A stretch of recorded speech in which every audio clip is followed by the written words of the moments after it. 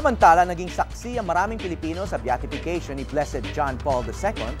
Maswerte namang personal na nakapagbigay respeto sa labi ni Blessed John Paul II ang isa naming kasamahan sa GMA News. Mula sa Vatican, may news to go, si Jessica Soho. Ayan na yung pila ng public na gustong mag-venerate.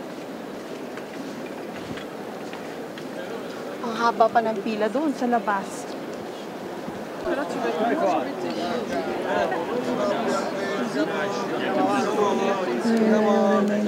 Nung namatay si Pope John Paul II, nakalapit din tayo dito nung may pila rin para pakita yung kanyang remains. I feel so lucky na nakalapit din uli ako sa altar para sa veneration naman ng kanyang remains.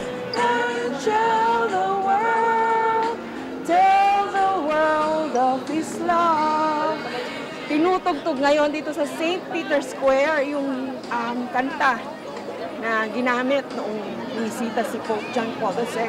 So, Sister, kailangan ko malaman ano ho itong ibibigay niyo sa amin. Ito, yung damit ni, yung lining ng damit ni Papa, yung sutana niya, nakatouch sa kanyang katawan. Wow, first class relic ko ito. Yung niya, kasi noon pinaghati-hati namin yung, kasi kami ang naglalaban ng damit niya.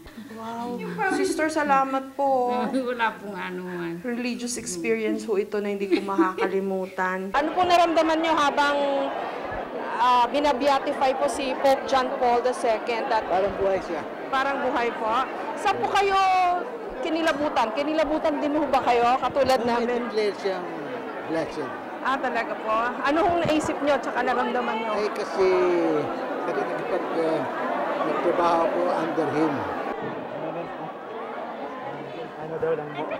Cardinal, si Jessica po. Ano hong naramdaman nyo at naisip nyo habang binabeatify po ang Blessed John Paul II? Siyempre, tuwa ka sa isa sa kasama mo noon, isa sa mga namuno sa'yo ay itinatanghal na banal.